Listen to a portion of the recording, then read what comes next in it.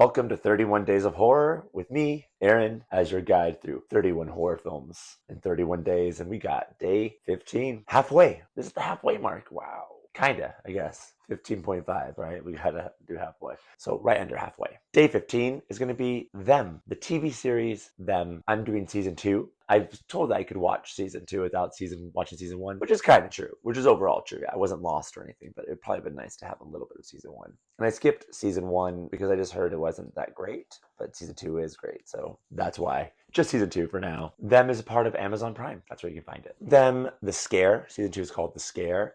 Came out in 2024. Season 2 came out into 2024. I'm going to tell you how to watch, right? So how to watch the show. This is not a binge show for me. I had to do it in different sittings, not all at once. And that's not because the show is not good. It is good. It's too good. The time period they set it in is during the 90s, and it's right after the Rodney King beating. So the riots, all that time period in itself is just horrific. For me, it just was a lot to take in. Can't imagine someone who actually experienced this time period. I was just a little white boy in the suburbs, so I didn't even really experience any of how horrible it was. So it could be triggering, I think, for some people who have experienced this time period. And it obviously deals with racism. The time period itself was horror, and then the murders and the death that happened in it were also horror and horrific. So I just needed a time in between the episodes to really soak it in. I think this should be like a week-to-week kind of show. But I wanted to come back because I just loved the lead character and I wanted to find out what happened. Erroneous thoughts time. So just going to give my opinion after watching whatever I'm watching that day. This is horror. I was talking about how like horror TV series need to up the ante. And I think this is it. Part of the horror of this is that there's no ease. Like even the time period you're in, the house you're living in, you go to work, she's a cop, she's a black female in a 90s cop world. No matter where you go, there's just horror. Like, I was unsettled at all times. And then the secondary storyline also is horrible and horrific. The way that he's treated and the things that happen in that world for him. That's how you do horror TV series. Never let us relax. Also, I thought this was appropriate for the time period. Not even just the time period, but the settings of it. I was a Chuck E. Cheese boy for sure, so that nostalgia hit. Time for my 1-minute summary. I've got a minute to summarize this film for you, so you don't have to watch the trailers for this. Trailers give away too much. Summaries online sometimes give away too little. I'm somewhere in between, maybe. So this is time for my 1-minute summary. We're going in 3, in 2, in 1. So this is again set in the 90s around the Rodney King beating and the LA riots. And she is, I think, Dawn is a cop, and she's a detective, and she solves murders. And in this one, it's happening within the black community, and so she has to solve this horrific murder that's happened to this older woman, and she is like bent in so many ways and put into a little cupboard. It's pretty gruesome. And then there's also a secondary story with a guy named Edmund, and he's an actor. He works at a Chuck E. Cheese. They don't call it that. And he's a struggling actor trying to make it in the world in the 90s as a black man, and which is a hard time, right, in the acting world because there's really not much representation. So we're seeing two different kind of with a black male and a black female, and in their worlds as she's a detective and a cop, and what's going on and the horrors of that and how she's treated as well as how he's treated in the world. So we're seeing kind of two different storylines, and in it there's these horrible murders that are happening and they don't know who's doing it, and then she kind of brings the evil into her house a little bit.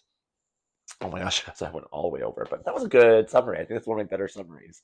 It's much more clear-minded and focused. Gotta keep it underneath that minute though. Maybe I need a little buzzer. Now I'm doing my 1-minute review, so that's just the summary, and now I'm gonna tell you all of the things that I've thought about this series, this season 2, The Scare. In 3, 2, 1.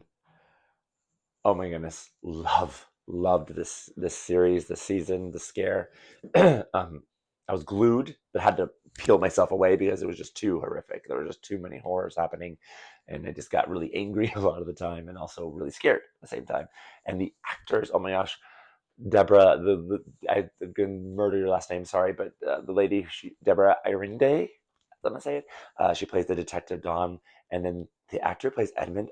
Oh my God, that first when he's introduced, woo, hot, both of them, hot people. beautiful people to watch. At least that was like my escape out of this world. I was like, oh, they're so gorgeous, but so well done.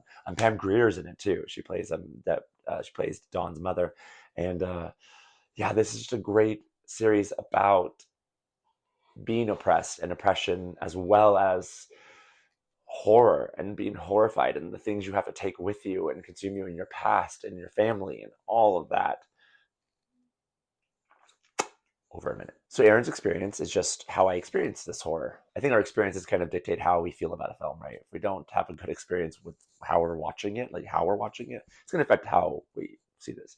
I've watched it alone, and I had to do it in different sittings. Like I said, I think that really helped me kind of take it in and have a breath, and then come back in to the horror of it all. And this is my jam. Like, I love a strong Black female lead kind of show. It was made for me to watch.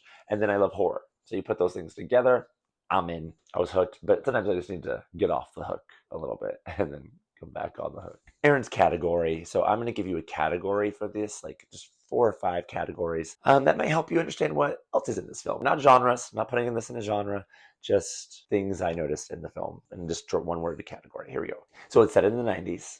It's 90s. So if you're about that, you're in for a good time, because there's a lot of nostalgia in it. It's bleak. This is bleak. What that means to me is there's not much joy to be found. There's not much humor to be found. There is a bit, but it's bleak. It's very, very bleak. Cruel. It's a lot of cruelty. There's no escaping the cruelty in this. Ooh, hot people. There's hot people in this.